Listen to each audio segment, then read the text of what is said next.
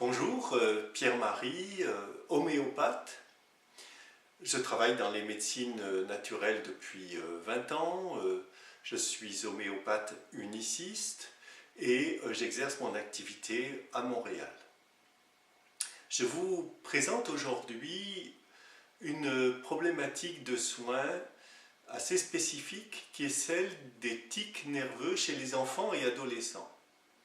En effet, j'ai eu l'occasion de soigner plusieurs enfants avec des résultats tout à fait intéressants.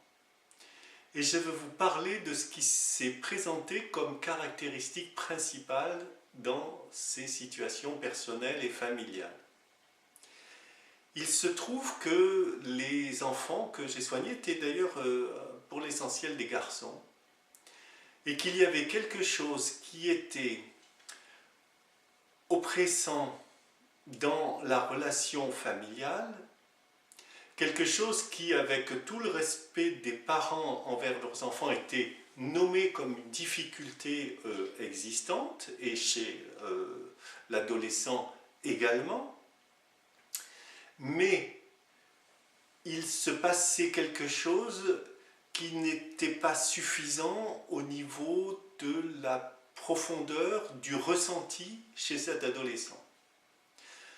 Une première chose indispensable est de nommer la souffrance, la tension,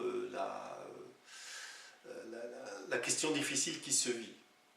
Autre chose est de savoir vraiment comment elle se vit profondément au niveau où elle existe et quelles sont les choses qui devraient s'exprimer, qui pourraient s'exprimer, qui devraient se vivre et qui pourraient se vivre mais qui ne se vivent pas.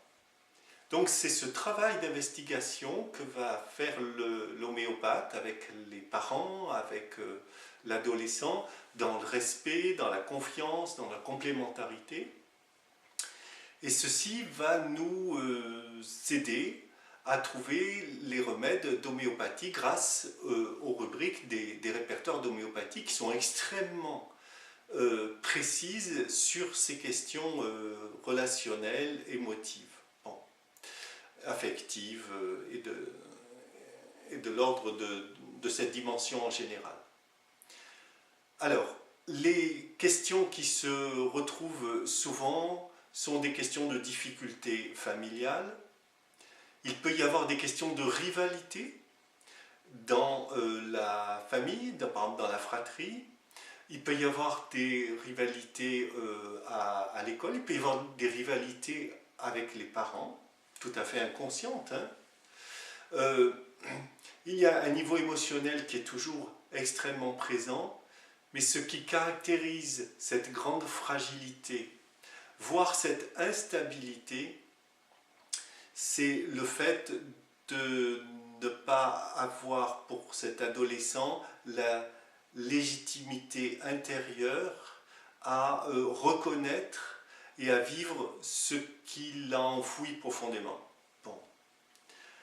Voilà donc une partie conséquente du travail de l'homéopathe. L'autre partie va être de caractériser les tics nerveux au niveau physique, à quel endroit ils se présentent, bouche, yeux, mouvement de tête, quelle fréquence, à quel moment. Bon, c'est toutes les spécifications extrêmement précises qui sont présentes dans les répertoires d'homéopathie. Donc, l'homéopathie, c'est cette merveilleuse approche qui englobe dans un même regard toutes les dimensions du comportement, de la psychologie profonde et des symptômes physiques. Voilà pourquoi on a des très bons résultats et voilà pourquoi c'est une médecine qui est complète, globale et profonde et sans aucun effet secondaire que l'on peut connaître dans d'autres pratiques. Bien, alors je suis à votre disposition pour vous aider, soit en consultation physique à Montréal, soit dans des consultations à distance, parce qu'on peut faire un travail tout à fait adapté sur ce terrain-là, dans des consultations à distance. Voilà, je vous invite à consulter mon site homéopathemontréal.com, homéopathe Montréal tout attaché. Là, vous aurez mes coordonnées dans Contact. Donc, écrivez-moi et je vous souhaite toute l'adaptation, tous les bons choix pour aider cet être qui vous est si cher et qui vit ces difficultés. Je m'adresse là aux parents. À bientôt.